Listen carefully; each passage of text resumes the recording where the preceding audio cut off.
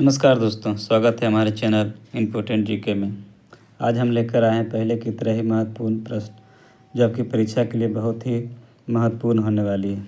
कल हम GK GS के 25 प्रश्न किए थे, उसे हम आगे बढ़ाते हैं। तो चलिए शुरू करते हैं। पहला प्रश्न है, निम्नलिखित में से किसने भारतीय राष्ट्रीय कांग्रेस के अधिवेशन की अध्यक्षता की थी? ऑप्शन है ए ओ हूँ, बदरुद्दीन तैयब जी, सुरेंद्रनाथ बनर्जी, विजय राघवाचारी या गोपाल कृष्ण गोखले। का सही उत्तर क्या हो जाएगा? सही उत्तर हो जाएगा सी, केवल 2, 3 और 5। बदरुद्दीन तैयब जी जो 1887 में कांग्रेस का अध्यक्ष बने थे। रमेश चंद्र दत्त जो 1899 में लखनऊ में बने थे, तथा गोपाल कृष्ण गोखले जो 1905 ईस्वी में बनारस में बने थे। इन्होंने भारतीय राष्ट्रीय कांग्रेस के अधिवेशन की अध्यक्षता की थी, जबकि ए ओ हुम तथा विजय लक्ष्मी पंडित ने कांग्रेस के किसी भी अधिवेशन की अध्यक्षता नहीं की थी। तो इसका सही उत्तर हो जाएगा 2, 3 और 5। अगला है, बज्जी संघ का वर्णन सर्वप्रथम किस ग्रंथ में मिलता है? ऑप्शन है मध्यम निकाय, विनय पिटक, दीध निकाय या अभिधम पिटक। इसका सही उत्तर क्या हो जाएगा? ऑप्शन सी, दिग् निकाय। बज्जी संघ का वर्णन सर्वप्रथम दिग् निकाय नामक ग्रंथ में मिलता है। यह एक प्रसिद्ध बौद्ध ग्रंथ है जिसमें युद्ध के कई व्याख्यान वर्णित हैं। इसे लगभग 2300 वर्ष पूर्व लिखा गया था। गद्य एवं पद्य दोनों में रचित इस निकाय में बौद्ध धर्म के सिद्धांतों का समर्थन किया गया है। इस निकाय का सर्वाधिक महत्वपूर्ण सूत्र है महापरिनिब्बाण सूत्र। इस निकाय में महात्मा बुद्ध के जीवन के अंतिम समय, अंतिम उपदेशों, मत्स्य तथा अंत्येष्टि का वर्णन किया गया है। अगला है, जोरवे संस्कृति के संबंध में निम्नलिखित में कथनों पर विचार कीजिए। ऑप्शन है जोरवे एक नगरीय संस्कृति का प्रतिनिधित्व करता है। यह कोंकण के तट प्रदेश में फैली थी। इमाम गांव में नगरीकरण के प्रमाण मिलते हैं। उपयुक्त में से कौन सा कथन सत्य है? तो सही उत्तर क्या हो जाएगा? सही उत्तर हो जाएगा डी, केवल 2 और 3, क्योंकि जोरवे संस्कृति की कई बस्तियों में से प्रमुख दैमाबाद और इमाम गांव नगरीकरण के स्तर तक पहुंच चुकी थी, जिसके प्रमाण इन ताम्रपाषाण कालीन स्थलों से प्राप्त होते हैं।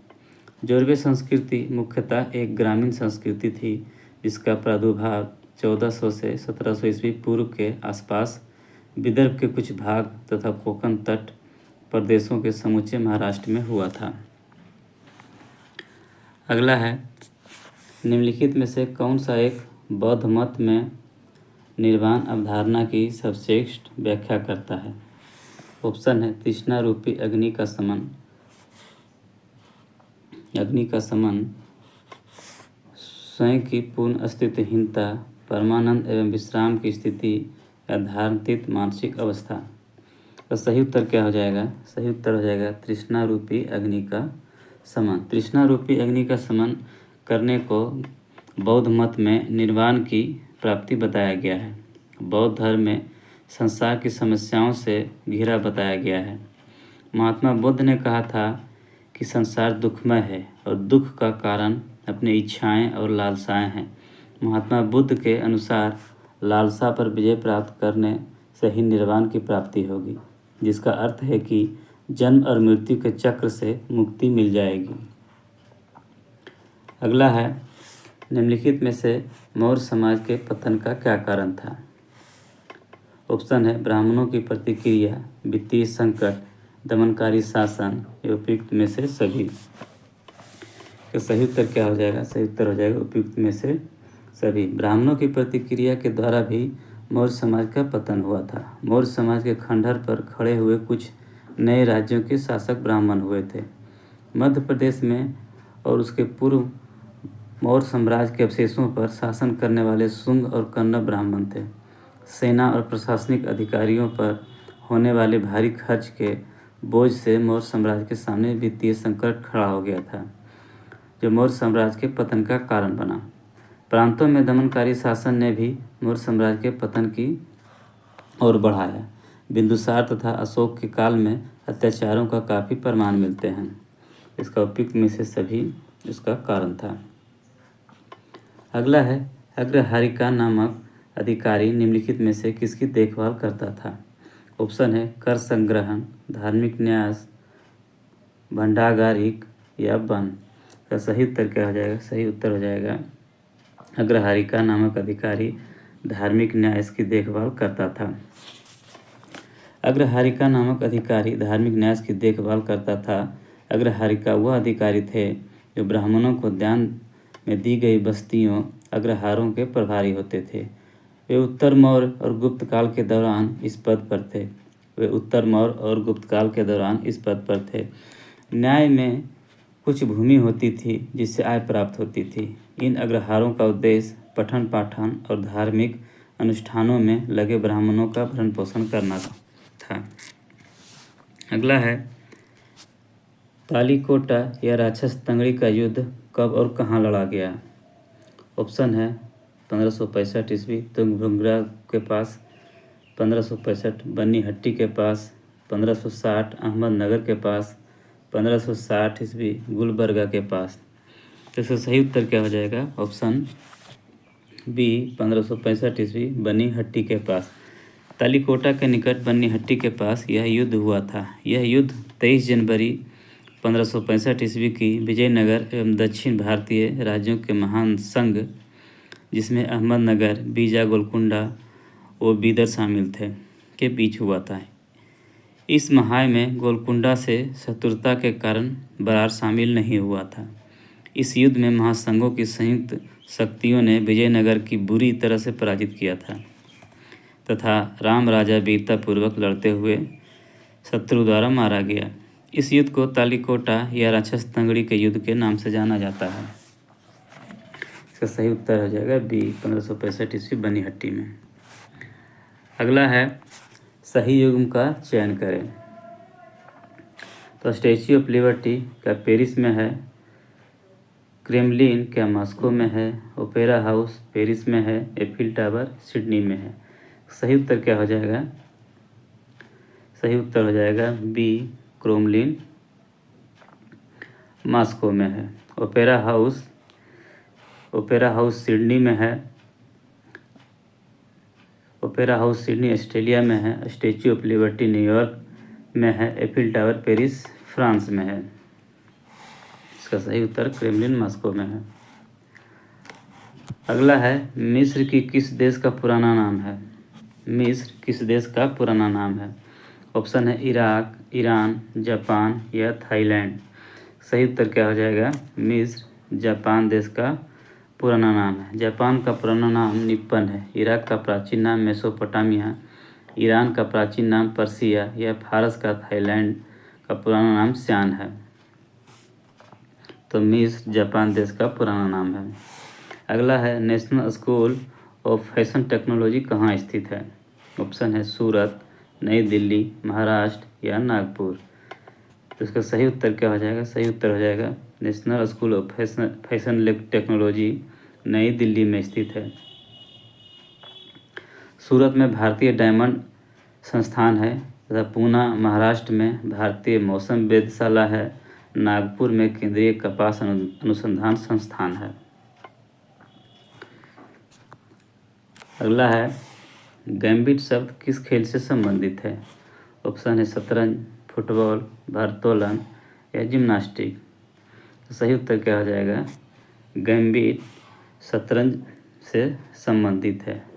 Gambit, checkmate, king, queen, rooks, bishop, pawn, castling इत्यादि शब्द शतरंज से संबंधित है तथा घुड़दौड़ में प्रयोग किए जाने वाले शब्दावली पियाफर, पियोयूट, इवेंटिंग, शो जंपिंग, ड्रेसेज इत्यादि शामिल है। अगला है, अंतर्राष्ट्रीय एथलेटिक्स चैंपियनशिप में पदक जीतने वाली पहली भारतीय महिला कौन थी? ऑप्शन है कर्नम मल्लेश्वरी, अंजू बॉबी जॉर्ज, चोकिला अय्यर या इनमें से कोई नहीं। सही उत्तर क्या हो जाएगा? सही उत्तर हो जाएगा अंजू बेबी जॉर्ज ने अंतर्राष्ट्रीय एथलेटिक्स चैंपियनशिप में पदक जीतने वाली पहली भारतीय महिला थी। इन्होंने 2003 में अंतर्राष्ट्रीय एथलेटिक्स चैंपियनशिप में लंबी कूद में कांस्य पदक जीता था, जो कि पेरिस में हुआ था। कर्णम मल्लेश्वरी आंध्र प्रदेश की भारोत्तोलक है। इन्होंने 2000 के सिडनी ओलंपिक में कांस्य पदक जीतकर ओलंपिक में पदक जीतने वाली पहली भारतीय महिला का खिताब अपने नाम किया था। अगला है, निम्नलिखित युग्मों में से कौन सा युग्म सही सुमेलित नहीं है? ऑप्शन है प्रथम वित्त आयोग के अध्यक्ष केसी नियोगी, प्रथम समाचार पत्र शुरू करने वाला व्यक्ति जेम्स हिक्की, प्रथम नोबेल पुरस्कार पाने वाले भारतीय रविंद्रनाथ टैगोर। तो इनमें से कोई नहीं। इसमें से कौन सा सही सुमेलित नहीं है? तो इसमें से सभी सुमेलित है, इसमें कोई गलत सुमेलित नहीं है। क्योंकि वर्ष 1913 में रविन्द्रनाथ ठाकुर को उनके कविता संग्रह गीतांजलि के लिए साहित्य का नोबेल पुरस्कार मिला था और प्रथम वित्त आयोग के अध्यक्ष केसी नियोगी थे और प्रथम समाचार पत्र शुरू करने वाले प्रथम व्यक्ति जेम्स हिक्की ही थे। तो इनमें से कोई नहीं, इसमें सभी सही सुमेलित है। अगला है, सर्वाधिक तरल मुद्रा का रूप है। ऑप्शन है M1, M2, M3 या A+B दोनों।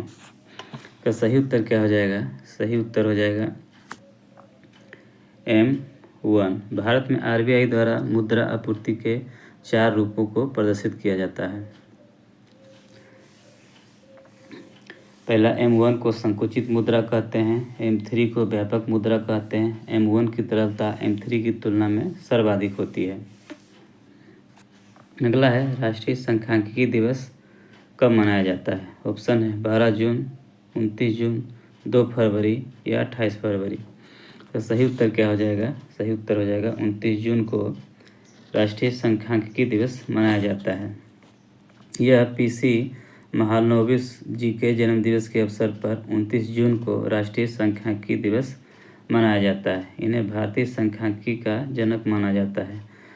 12 जून को बाल श्रम निषेध दिवस मनाया जाता है। 28 फरवरी को राष्ट्रीय विज्ञान दिवस मनाया जाता है। अगला है, माई कंट्री माई लाइफ पुस्तक किनके द्वारा लिखी गई है? ऑप्शन है सोनिया गांधी, राजीव गांधी, इंदिरा गांधी या LK आडवाणी। का सही उत्तर क्या हो जाएगा? सही उत्तर हो जाएगा लाल कृष्ण आडवाणी। लाल कृष्ण आडवाणी जी ने माई कंट्री माई लाइफ नामक पुस्तक लिखी है।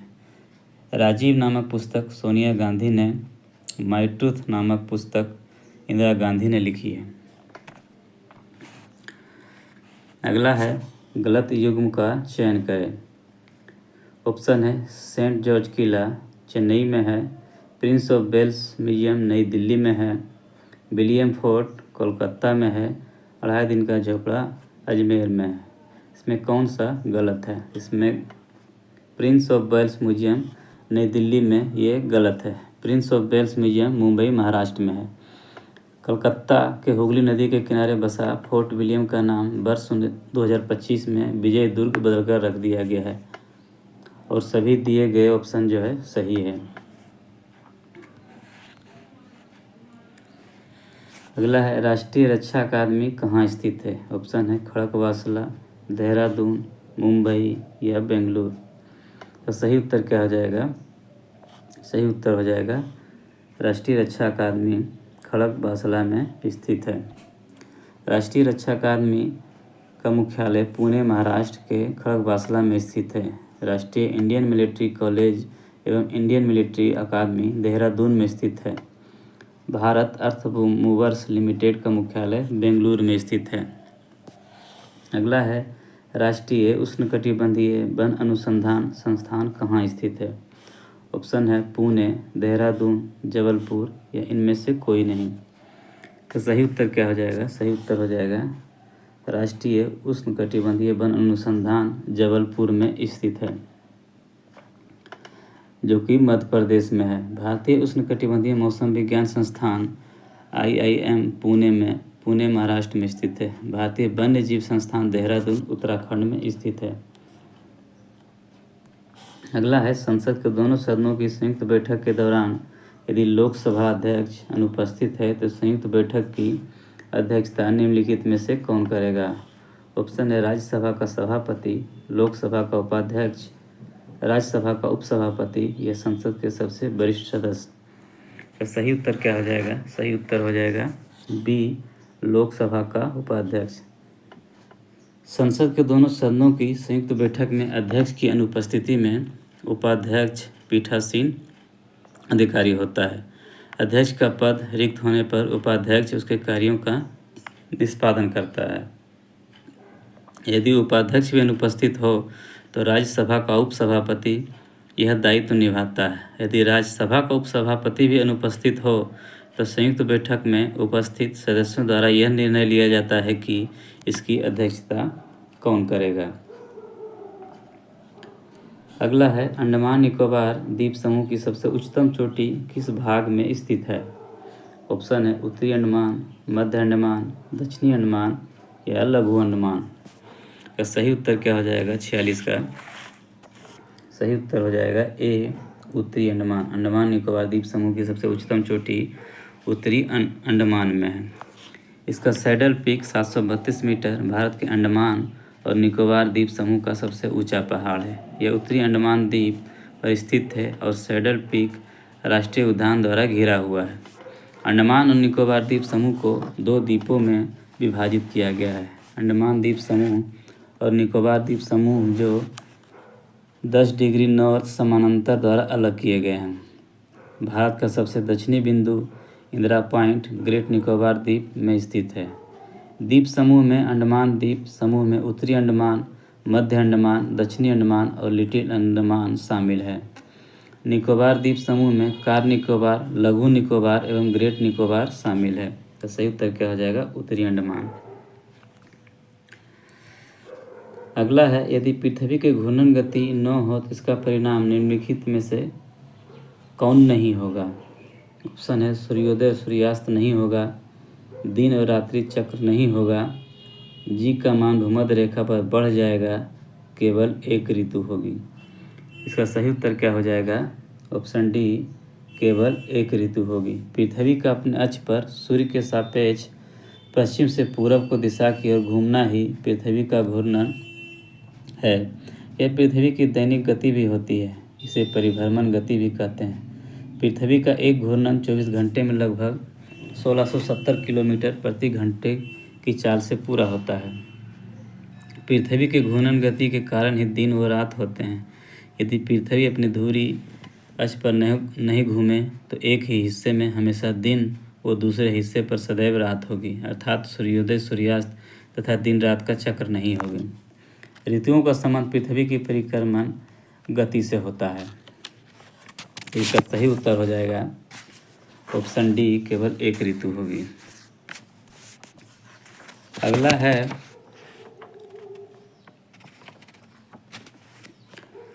अगला है निम्नलिखित में कौन सुमेलित नहीं है? ऑप्शन है बनिहाल दर्रा जम्मू कश्मीर में है, लुपु लेक दर्रा उत्तराखंड में है, बड़ा लाचा दर्रा हिमाचल प्रदेश में है, दीफू दर्रा मणिपुर में है। इसमें कौन सा सही सुमेलित नहीं है? जिसमें दीफू दर्रा जो कि यहाँ मणिपुर लिखा हुआ ये सही सुमेलित नहीं है। दीफू दर्रा अरुणाचल प्रदेश में है।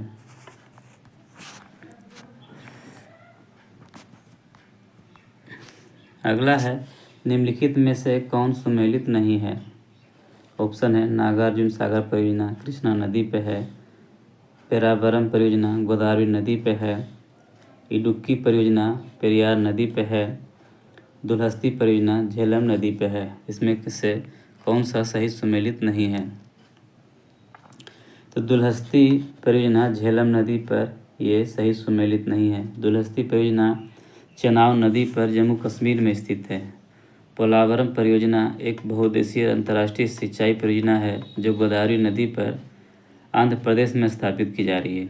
इडुक्की परियोजना पेरियार नदी पर केरल में स्थित है। नागार्जुन सागर परियोजना कृष्णा नदी पर स्थित है।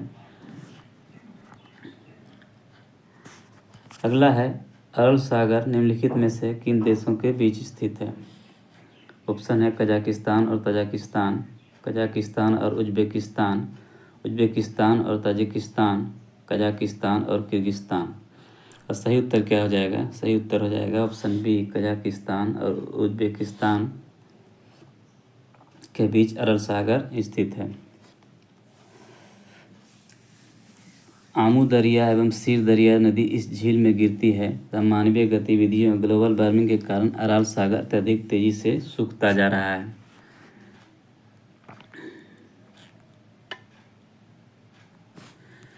अगला है, निम्नलिखित में से कौन सुमेलित नहीं है? तो जिब्राल्टर जल संधि भूमध्य सागर और अटलांटिक महासागर में है।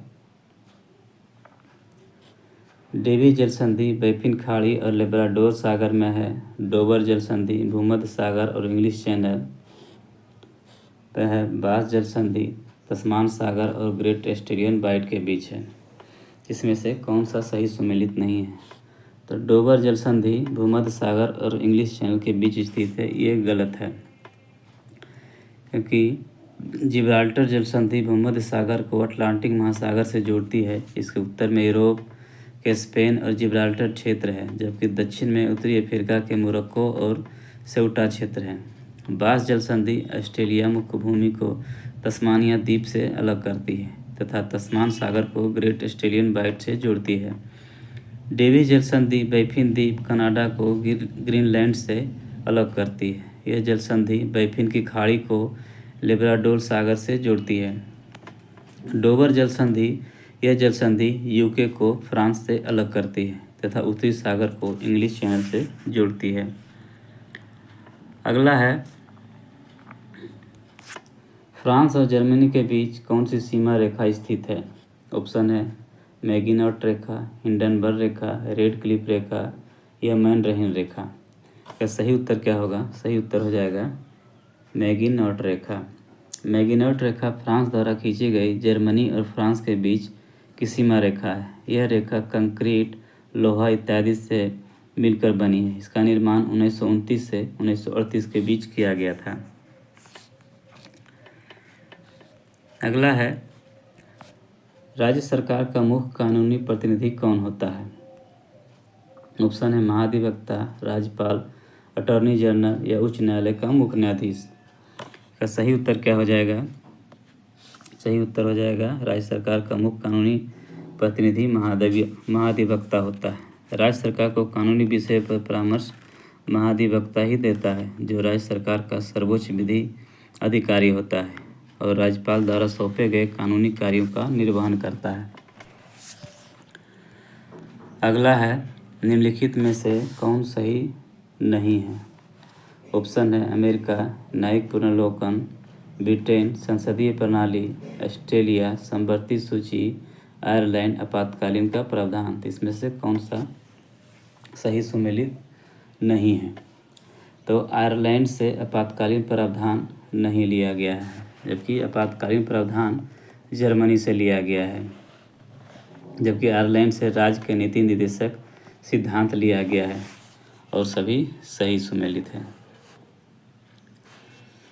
अगला है, एक नया राज्य बनाने के लिए संसद में कैसा बहुमत चाहिए? ऑप्शन है 2/3, 3/4, 1/10 सदस्य भाग या साधारण।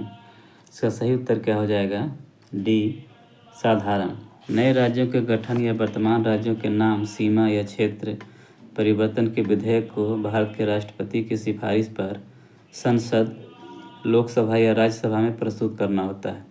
अनुच्छेद 3 के तहत संसद को एक साधारण बहुमत से पारित कानून द्वारा राज्यों का निर्माण और पुराने क्षेत्रों, सीमाओं के नाम परिवर्तन के लिए सक्षम बनाता है।